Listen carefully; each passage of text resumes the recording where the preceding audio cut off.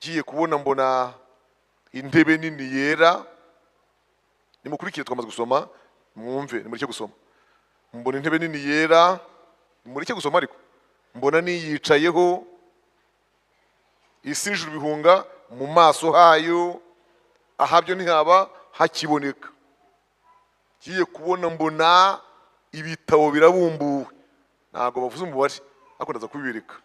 Mbona ibitabo birabumbuwe, hanyuma mbona habumbuwe n'ikindi nacyo, amen, aricyo kihe cy'ubugingo.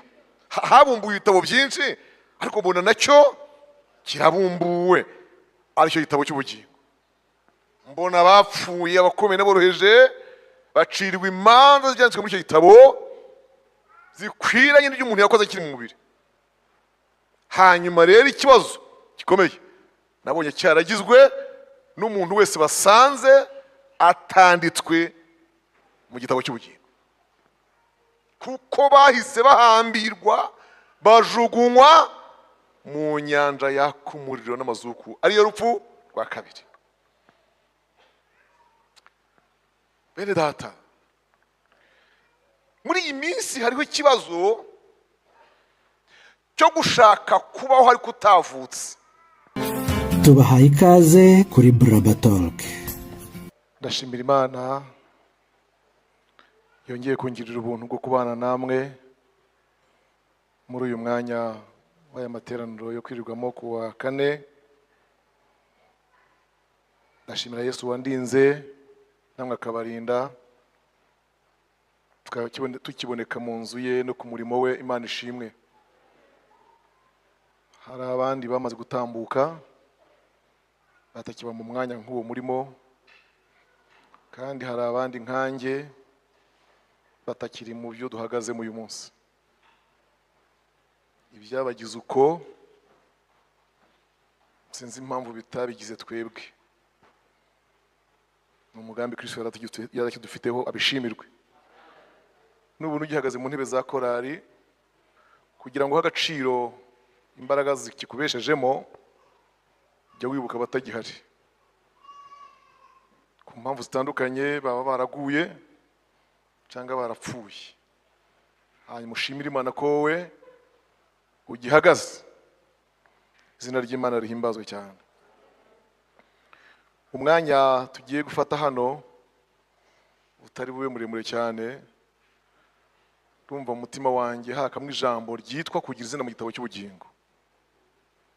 Kugira izina mu gitabo cy'ubugingo. Imana ishimwe. Niryo tugiye kuganira, rimaze iminsi ndimo cyane. Abajya bajya ku ma YouTube mukashaka ibyigisho mukabisangaho, niryo jambo ririho. Yego hariho ibyigisho byinshi, ariko igitabo cy'ubugingo niba twenda kuhamagarwa, niba cyenda kubumburwa, sinzi impamvu binyuzuye. Mu rugo rw'umuntu agira abantu benshi, akagira n'abana. Bamwe muri mwe mufite ingo murabizi ko mu rugo rwanjye cyangwa rwawe haba cyangwa habaye abantu benshi, ariko harimo abana bake. Njye natangiye kugira abantu benshi mu rugo ngishyingirwa. Kuva ngishyingirwa hari utwana twaje imbere, tumwe twagendaga imbere kera ni 88 nibwo nashyingiwe mu 7. Harimo utwana twagenze imbere tubiri twagumiye rimwe mu rugo. Atubana harimo n'akana ka mukuru wa madamu wapfuye. Kuva icyo gihe rero nagize abantu mu rugo, ariko ikiza kugerana nanjye ngira abana. Ibyo mvuga murabyumva? Mu ngo nyinshi hari nk'abantu benshi kandi bakora imirimo myinshi, ariko hakabamo n'abana ba nyiri urwo rugo. Jenoside irangiye nagize abantu 20 mu rugo. Nshyingira abahungu mbasabira mbakwera barongora bajya mu zabo, kandi yabaye mfite abana babiri, fura yanjye n'ubuheta. Iyo washyiragaho abanjye rero babaga abantu 22, twajyaho nje na madamu tukaba 24. Harimo abana bangahe?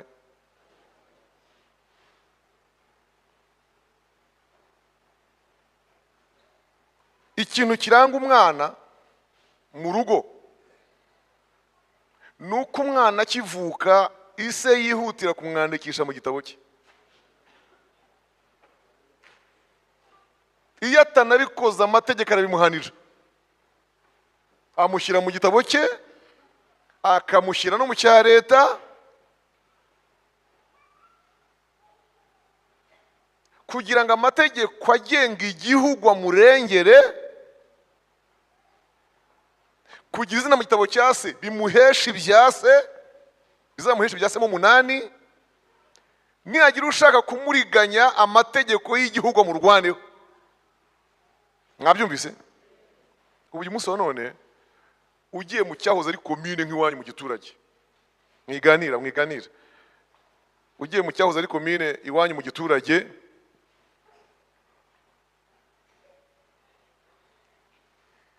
ukaka ifishi yawe bayiguha. Iyo mwari mubizi biracyarunze ahantu mu masanduku, nkuko muri bari amadirishya akinguye birunze mu bisanduku. Nukuvuga gusa ngo witwa Zigira inshuti. Ngiye ntinagoye. Ushobora kuzenguruka commune yose wabuze muzigira inshuti y'undi ari yenyine. Wavuga ngo Z, wajya ahantu hari inyuguti ya Z gusa akuramo iyanjye. Kandi mu cyahoze ari gikomero murebe umwaka banyandikiyemo, ariko ubugiyemo wayibona. Imana rero nayo yaranditse. Soma ijambo ry'Imana mu byahishuriye Yohana ibice 20 umurongo wa 11 n'uwa 15. Nuko ko ndi busimbuke sinkomeza imirongo yose. Ibyahishuriye Yohana ibice 20 umurongo wa 11 n'uwa 15.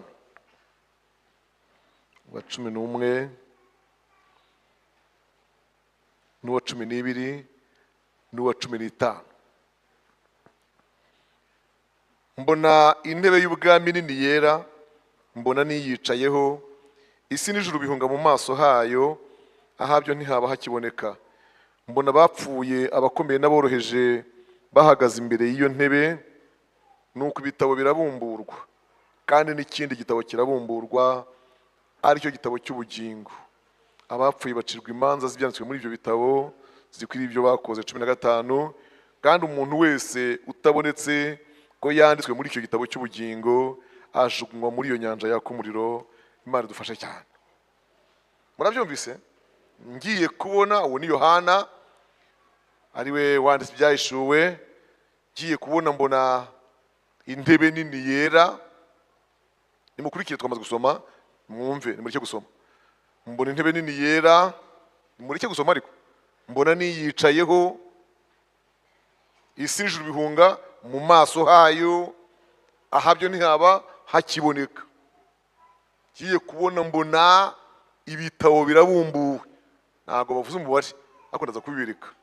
Mbona ibitabo birabumbuwe, hanyuma mbona habumbuwe n'ikindi nacyo. Amen. Aricyo kihe cy'ubugingo. Habumbuwe ibitabo byinshi, ariko mbona nacyo kirabumbuwe, aricyo gitabo cy'ubugingo. Mbona bapfuye abakomeye n'aboroheje bacirwa imanza z'ibyanditswe muri icyo gitabo zikwiranye n'ibyo umuntu yakoze kiri mu mubiri. Hanyuma rero ikibazo gikomeye nabonye cyaragizwe n'umuntu wese basanze atanditswe mu gitabo cy'ubugingo, kuko bahise bahambirwa bajugunywa mu nyanja yaka umuriro n'amazuku, ariyo rupfu rwa kabiri. Bene data, muri iyi minsi hariho ikibazo cyo gushaka kubaho ariko utavutse. Kandi mu by'ukuri buri muntu wese existence ye, kuboneka kwe kwaho kwa mbere ku isi nuko agira ate avuka. Nibimwita amateka, ngo Mana mpindurira amateka ngirira ukunuku, amateka yose atangirira igihe wagize ute wavukiye. None abo bantu Satani yakoze uburyo bwose yigisha abantu kandi birakunda, bakabaho bataravutse. Kandi uvutse ndiwe wandikwa he kitabo. Ubwo bizagenda gute? Nta kibazo mubonamo. Ni ryari umuntu avuka? Ni igihe yihana ibyaha. Hasigaye abigisha bangahe bihanisha ibyaha? Sinshyize kwijanisha, ndabyihoreye. Umuntu aragenda uko yakabaye, uko yagakuze n'ingeso yakuranye n'uko ateye kose, ntacyo ahinduye. Kandi akabona ahantu bamwakira, kandi aho hantu akamugira umukozi mu mirimo, kandi akaba umunyamasengesho, kandi agasenga ubutayu bwose ubwo mu mazi no ku musozi. Ugahura n'umuntu utarahindutse akubwira ko wowe bafite iminsi 40 ingana nk'iya Yesu maze. Hanyuma aho hantu igikurikiraho ni iki? Ni ukubigisha gusanisha iby'abakristo n'ibyabo, kugira umunsi bazajya biga kuvuga mu ndimi kandi ntazo bahawe. Ibyakozwe n'umwa 2 umurongo wa 4 no 5 haranditse ngo bose batangira kuvuga mu zindi ndimi, ariko nk'uko umwuka yabahaye kuzivuga.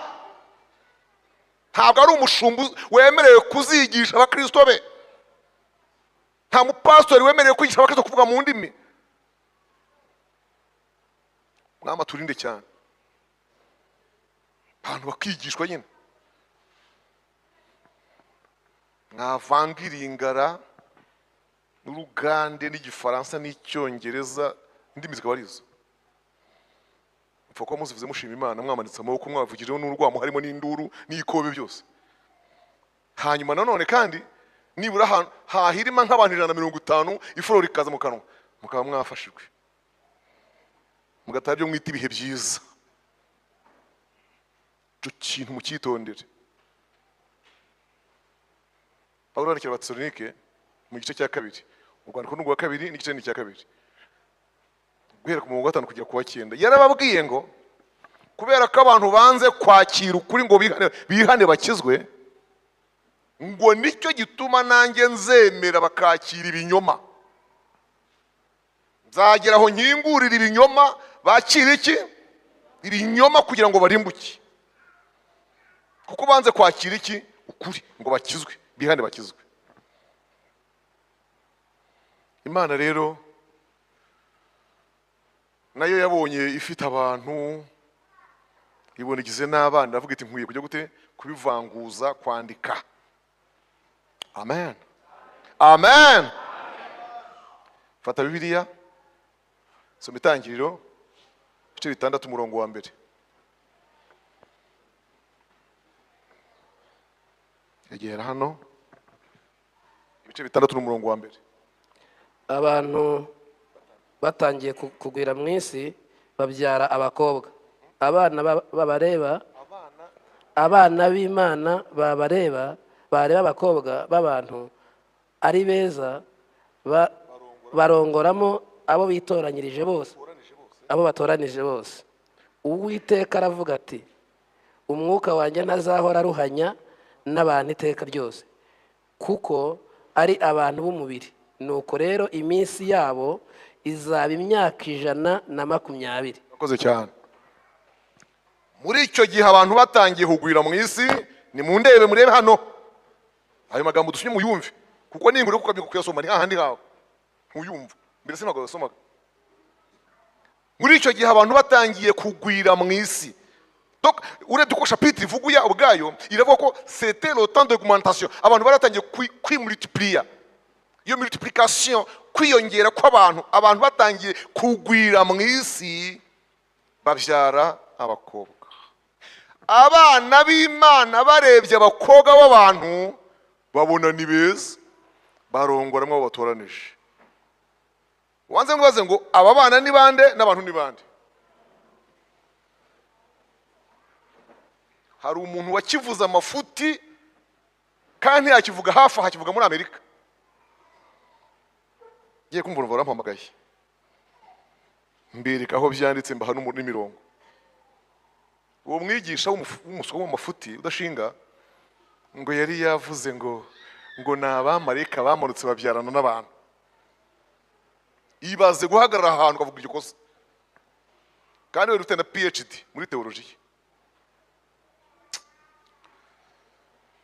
Ntabwo bibaho. Abamarayika se bagenda nk'abantu? Ko ari umwuka, siko bivuga se ni imyuka ishinzwe kurinda abazara bagakiza, byanditse hano. Ahubwo ikintu cyabayeho n'ikintu kiri fizikali cyabayeho. Abantu n'abaturuka kuri Kayini, Itangiriro 4:16 kugera 21. Abana n'abaturuka kuri Seti. Mu bisobanukirwe mu bitwara uko ibirenze by'ibyo bizaba bivuye ku mubi. Itangiriro 4:25 abava kuri Seti ngo nibo batangiye kwambaza izina ry'Uwiteka.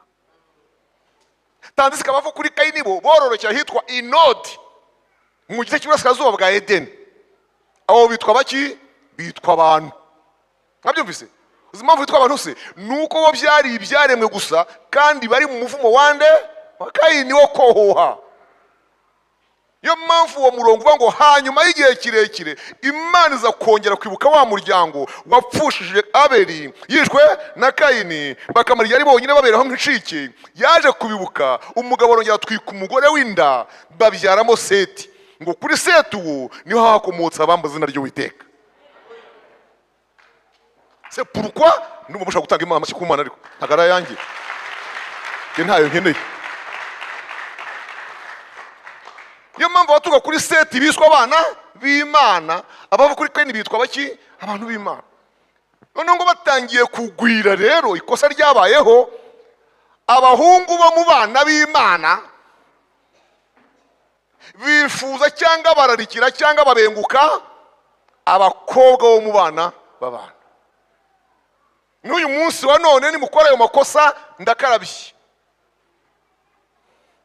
Zibeshye ukanura amaso yatomokwe burashakira ubugeni mu bana b'abantu, hazaguhaga amasha,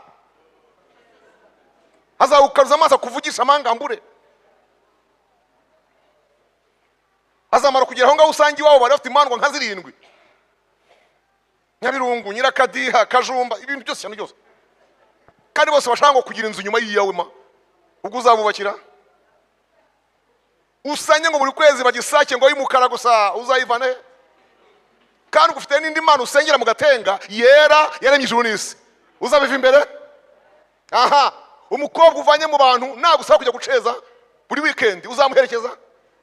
Goma hamwe ya Kanures wajyagaye. Niyo mpamvu mukwiriye gushakira abagore mu bana b'Imana, mukabakura mu bana, mubakure mu bantu. Uzabirengaho n'akazi ke. Nabyumvise ariko Imana avuga iti iki kintu ukuntu ngiye kukijera, ukuntu iki kintu ngiye kukijera, ngiye kukijera nandika abana. Nimuhimira icyubahiro Imana yacu. Kukijera nta kundi nuko ngira gute? Nuko ngiraho nandika abana. Hallelujah. Hallelujah. Hallelujah. Itangira rero yandika uwo twita sekuruza w'abantu bose. Ubundi sekuruza w'ubu ngubu tuba tuvuze Zigira Inshuti cyangwa se Kamba. Kandi ntuki ku bana banjye sinzi nkayo wazigira inshuti wa Mahata. Ubundi sekuruza. Hako mu cyukuri igisekuruza mvuze handikwaga Rubeni. Yego? Rubeni, Simiyoni, Lewi, Dani, Gadi, Naftali, Ashera, Isakari, kumanuka kujya kuri Benyamini. Imana yatangiye yandika uwo abantu bakomokaho. Murabyumvise? Tubirebe muri Bibiliya. Mutazajya mugira ngo ni ibintu cy'uko umuntu aza guhutera hano. Igitabo cyo kuva ibice byaho 28 umurongo wa 9. Igitabo cyo kuva ibice 28 umurongo wa 9. Nibura tugere hepfo kuwa 12. Dusome. Kandi uzenda amabuye abiri yitwa shohamu uyandikisheho gukeba amazina y'abana ba Isiraheli. Amazina y'abatandatu yandike ku ibuye rimwe n'amazina y'abandi batandatu yandike ku rindi, uko ubukuru bwabo bukurikirana. Uko umukebyi wo ku mabuye akeba ku ibuye rishyiraho ikimenyetso, aba ariko wandikisha gukeba kuri ayo mabuye yombi amazina y'abana ba Isiraheli, uyakwikire mu izahabu iyakomeze. Ushyira ayo mabuye yombi kuri ya mishumi ya efodi yo ku ntugu, abera b'Isiraheli amabuye yo kwibukwa. Aroni ajye yambara amazina y'abana ba Isiraheli ku ntugu ze zombi, ayajyana imbere y'Uwiteka kuba urwibutso. Amen. Hallelujah. Imana itegeka Aroni iramubwira ngo bakubohere umushumi uboshye mu mikwege, byo bita imboherane. Ni bande baboshye ibiziriko hano? Ikiziriko cyo kuzirika ihene cyangwa inyana, biziriko ntago ari ubutindi. Muhumure ko ikiziriko ntago ari ubutindi. Nubwo navuga ni bande babumbye mwakwemera. Nkanswe ko ikiziriko cy'inyana ni bande rata.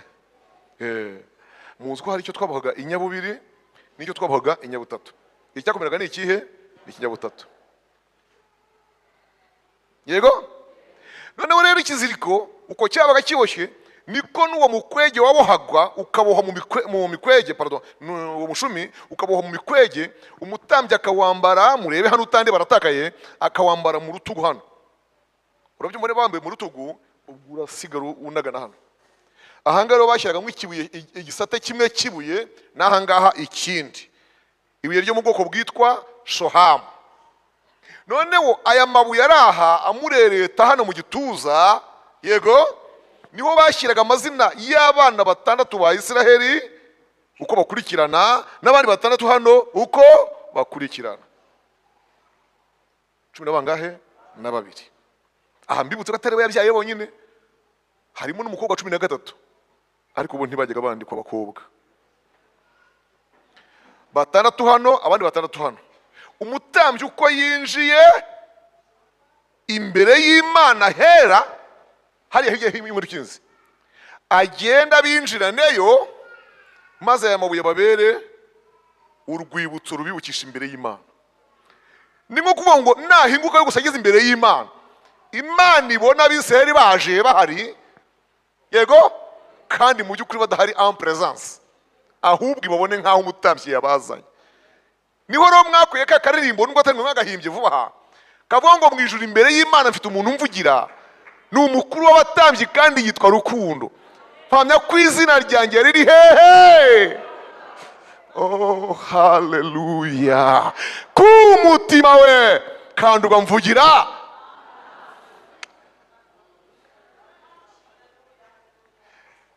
Imana nishimwe, Imana nishimwe. Ayo mabuye yandikwa gati, ayo mazina yandikwa gati, ngo bakorogoshoraga ibuye, écriture creusante. Mu gifaransa gucukura ni iki? Ni creuser. Inyandiko yo gukorogoshora ibuye, reba gukorogoshora ibuye ukageza ubona zigira inshuti, ukarirangiza. Mana we, barangiza bagakwikira mu izahabu ngo ikomeze iyo nyandiko, bakayihomamo nk'abakotera. Urumva yari inyandiko idasibika. Haleluya. Igihe cyaje kugera, ibyo nabyo Imana irabirenga, ihindura ubundi buryo, noneho ishyira mu gitabo. Nimuhindura aho ngaho twasomye, mujye mu gice cya 32 murebe.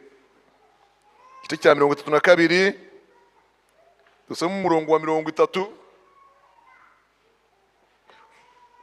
tumanuke tugere ku murongo wa 35.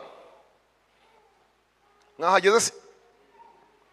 Bukeye bwaho Mose abwira abantu ati mwakoze icyaha gikomeye, none ndazamuka nsange Uwiteka ahari ndabona uko mbitwarira. Mose asubiraho Uwiteka ari, aramubwira ati nyamuneka nyumvira, ubwo bwoko bwakoze icyaha gikomeye koko bwiremeye imana y'izahabu, ariko wakwemera kubabarira icyaha cyabo, ibyaba byiza, ariko nutabyemera mpanagura unkure hehe? Mu gitabo cyawe wanditse. Uwiteka abwira Mose ati uncumuyeho wese niwe nzahanagura mukure mu gitabo cyanjye. None genda ujyane abantu aho nakubwiraga, dore marayika wanjye arakujya imbere, ariko ku munsi wo guhora nzabahora icyaha cyabo. Uwiteka atera ubwo bwoko ibyago kuko baremesheje cya kimasa Aroni yaremye. Imana dufashe. Icyo nishakira kuvuga hano ni igitabo. Uvuga ko deja Mose yageze ku buyobozi, abantu batacyandikwa nk'igisekuruza gusa, asekuruza, kandi batacyandikwa hehe? Ku mabuye, byarageze he? Mu gitabo. Nicyo mbahereye iyi mirongo ngo mubyumve. Imana yaje kurenga ibyo kwandika sekuruza w'abantu, yandika umuntu wese uwo mu bana bariko, hanyuma birenga ibyo kwandika ku ibuye ikorogoshora bijya mu gitabo. Umwami nashimwe cyane. Twihute tujye muri Malaki, tunyarutse tujye muri Malaki igice cya 3. Mwibike ko Malaki ari umuhanuzi wa nyuma usoza itsinda ry'abahanuzi bato. Mumurebe rwose inyuma aho isezerano rya kera rirangirira, igice cya 3 umurongo wa 16. Uwo murongo uravuga ngo unamuka mwene da yewe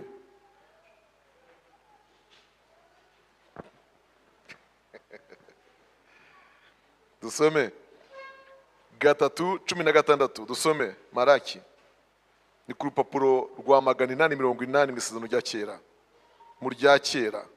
Dusome 881, sorry. Maze abo bahaga Uwiteka baraganiraga, Uwiteka agatega amatwi akumva, nuko igitabo kikandikirwa imbere cy'urwibutso rwo buhaga Uwiteka bakita ku izina rye. Uwiteka nyir'ingabo aravuga ati bazaba banjye umunsi nzakoreraho, bazaba amatungo yanjye bwite, nzababarira nk'uko umuntu ababarira umwana w'umukorera. Amen. Maze abubahaga Uwiteka iyo bateranaga bicaye baganira, umutima w'Imana ukanezerwa. Haleluya.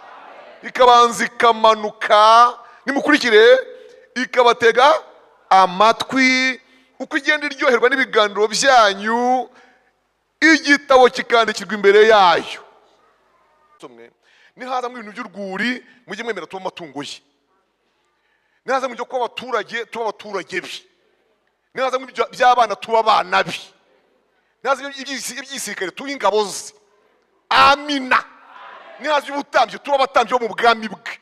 Ibije byose tuzajya twemera bipfa kuba ari iby'Imana. Imana kunyita amatungo ye, kunyita itungo ryayo ntacyo bintwaye. Nzi uko nanjye mfata yanjye matungo, sifa kwake. Bazaba banjye bwite, bazaba amatungo yanjye, sifa kwa Mungu. Nzajya mbabarira nk'uko umubyeyi ababarira umwana umukorera. Kandi ibintu bigera, hari igihe kizagera abantu bamenye gutandukanya abankoreraga n'abatankoreraga, abanyabyaha n'abakiranutsi. Imana nishimwe. Mwumvise ibitabo? Buriya ntimwabyumvise ibitabo? Impamvu ari byinshi n'ubwo batatweretse umubare, nimurebe namwe guturuka epfiriya kuri Mose, ku Imana yarandikaga. Urumva ibyo ni ibitabo, n'iby'imirimo, n'ibyo guhura kwacu muri aya materaniro, ugasanga Imana yanditse abaje.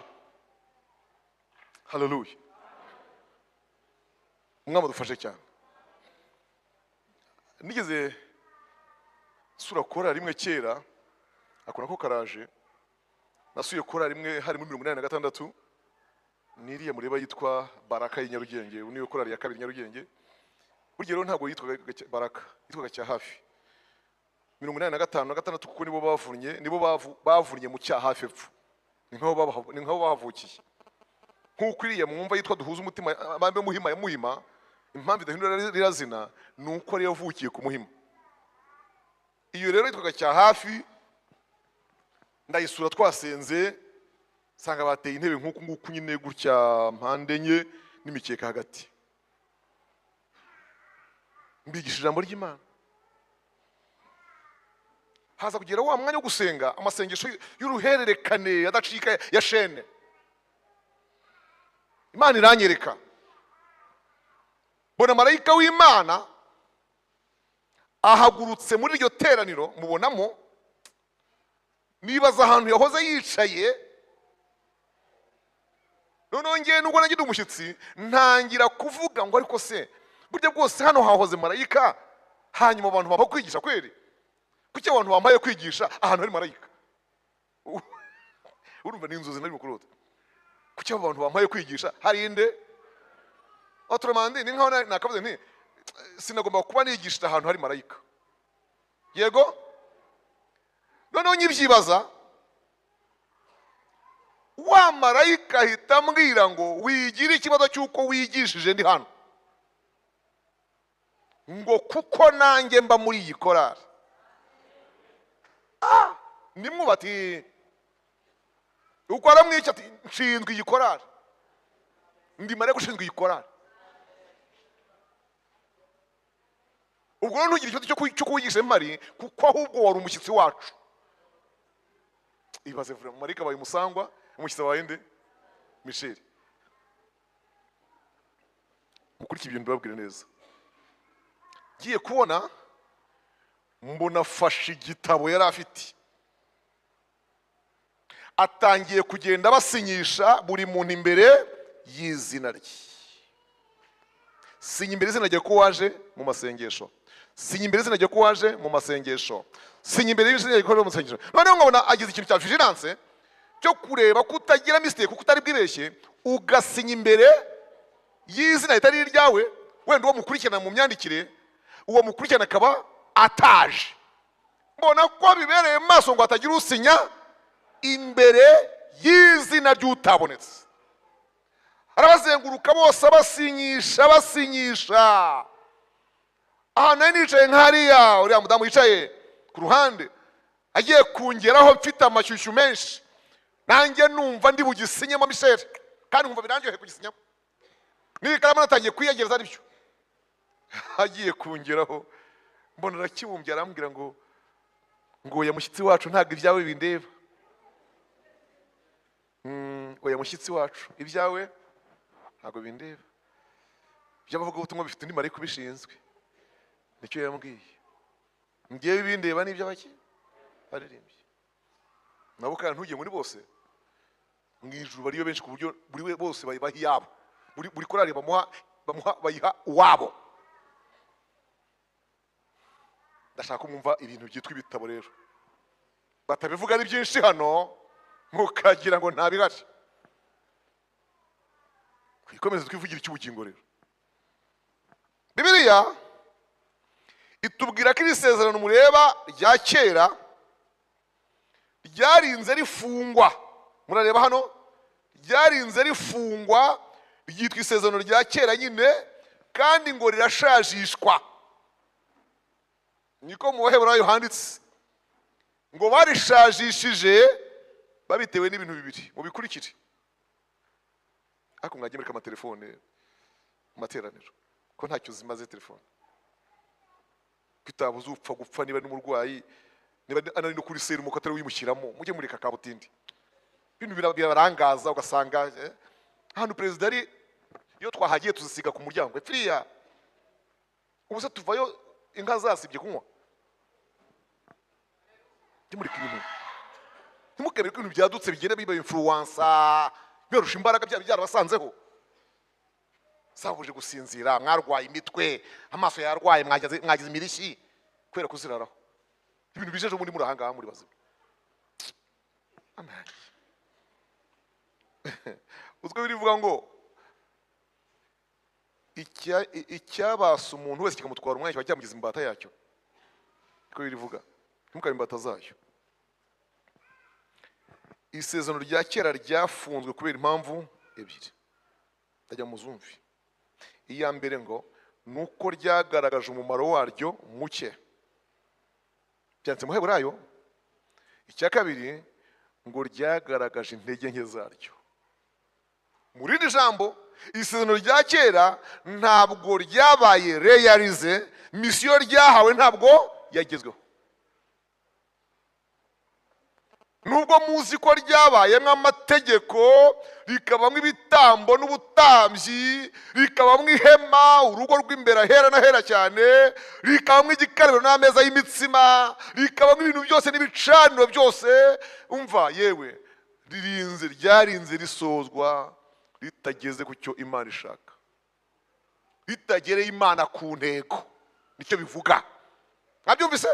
Niyo mpamvu ibice 9 guhera ku murongo wa mbere havuga ngo ibyo ryakoze byose byaje kuba gusa igishushanyo cy'ibyagombaga kubaho. Haleluya! isoje Imana irabika, irafunga, ishyira hariya, maze ijya gushakisha ukundi yacungura umuntu. ari guru rupapuro mureba uru, gusa murarureba hano, murarura uru rusobanura imyaka 400 Imana iri mu nama kandi ihuze, icecetse, itavugana, itabonana, nta werekwa, nta urota, nta muhanuzi hano, nta mwigisha wigisha, nakakarongo usomera abantu bangona ngo mfite umurongo ufasha, nta wagufasha icyo gihe. Imyaka ingahe? 400. Iyi myaka 400 rero ingingo yari ku murongo w'ibyigwa yari ingi gusa, isezerano rishya. Dore niyi isezerano rishya, dushake uko twasajisha irishaje dushyireho irishya, hanyuma dushake ujya kurihagarara mu isi, urihagarara agende apfe, yego, kugira ngo arajye abantu ibyasezeranijwe byose. barabyiga ngo ariko habura uwaza.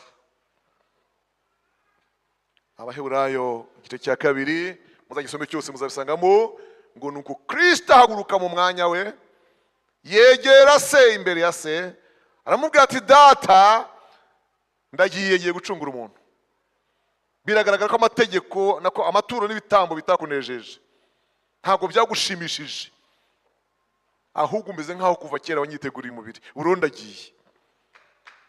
Mumuha amashyi Kristo Yesu niba mubishaka, niba mubishaka. Iyi nama tumaze mu imyaka yose, ikibazo wari ufite n'icyo gucungura umuntu. Uburondagiye, ngiye kumucungura. Amen. Naho rero hayandirimba iva, wasize ubwiza wari ufite mu ijuru ubwo wazaga mu isi Yesu. Yiyambura ubumana,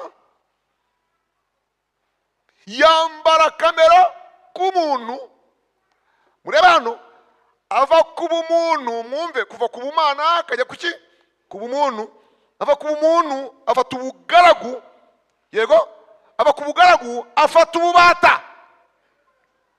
Imbata rero hepfo yayo nta wundi muntu ubayo. Nuko uko level z'abantu zipanze buryo inzego zabo. Iyo mpamvu Efeso avuga ngo yaciye bugufi, yego, kugeza ubwo amera, afata agaciro k'umugaragu w'iki? W'imbata. Umugaragu w'imbata, nimusoma amagambo yo mu Balewi no mu Tegeko kwa 2, ibintu by'ubuhanuzi biratangaje cyane. Muzajya musanga umuntu witwa imbata, umugaragu wamaze gufata ububata. Iyo inka yawe yamwicaga, mvuze ngukira? Muvyo numve? Yicaga nde? Umugaragu w'imbata, imbata. Iwabo kwa se w'iyo mbata yawe, famiye ye, wabahaga 30. Muri bigiye byavugiwe kera iryo mu Balewi no Gutegeka kwa 2. Burya rero Yesu bayamugura ariyo batanga, byari bimushyira mu cyiciro cy'iki? Cy'imbata. Niyo mpamvu Yuda yaganiriye n'abamugura, baradisikasinga, yego, barabiganira bivuga, baramanuka abandi bazamuka, umwamanuka nk'ucira nyine ihene, bose bahuza kuri angahe? 30. Kwa kugira ngo mbese ububata bumufate kabisa, bigaragare ko ari we uwahoze ari Imana yabaye iki? Imbata kuwa 30. Yesu nzagukunda mpaka. umva nzagukunda hanyuma uko nshoboza mbikwereke. Wandwanyeho Kristo, wandwanyeho, wandwanyeho, wandwanyeho.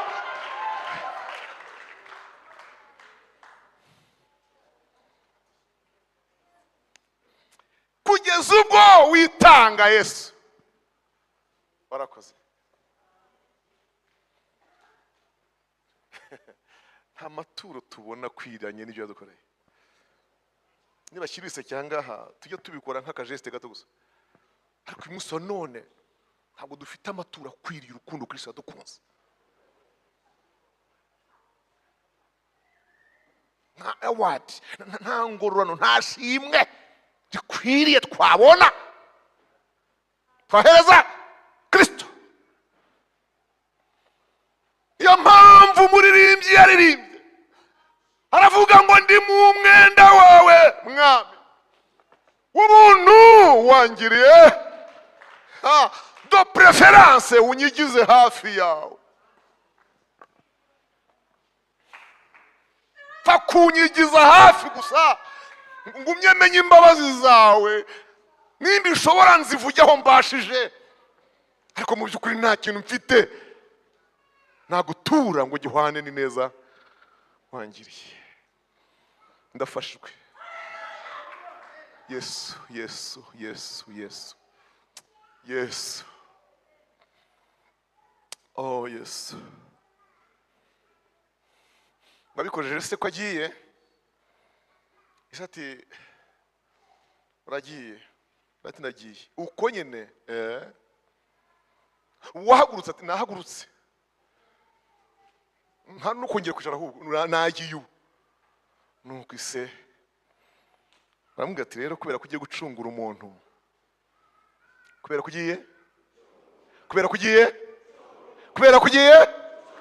kugiye banzube we kandi unyuraho umuntu anyura. Uwari Imana ahinduka sperme, intanga. Higwa uko yasamwa. Uri busami intanga agatwita ninde rero? Turamukura hehe se? Inama iti mumenye gusa ntimubihe umugore usanzwe abyara, kugira ngo se w'abana ba mbere atigira se w'uyu.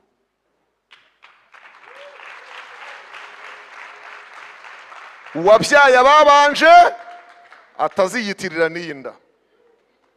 Iyo mpamvu ijuru ryemeje ngo bikorerwe ku mwari vierge.